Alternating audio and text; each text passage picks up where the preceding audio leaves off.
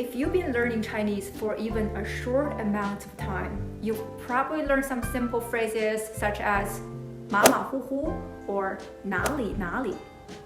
These are great as you start learning, but to be honest, Chinese people do not use this so much these days, especially among the younger generation.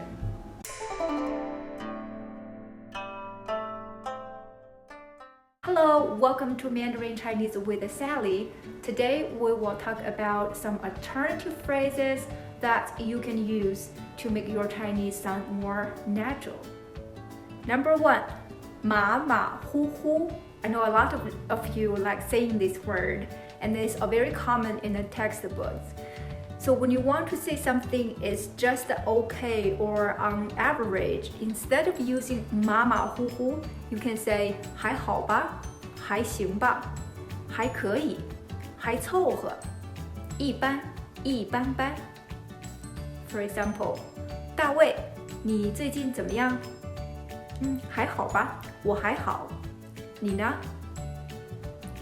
那家新开的火锅店怎么样？一般般。Number 2, 哪里哪里。You can find this phrase in many Chinese textbooks, which is supposed to be used when people compliment you and you want to be modest.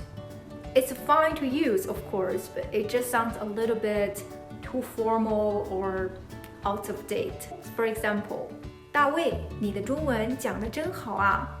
And instead of saying 哪里哪里, try 没有没有 or 没有啦 or simply say 谢谢. The last one, 你好吗？你好吗？ How are you? Which is very common in English. But Chinese people do not say 你好吗 when greeting someone.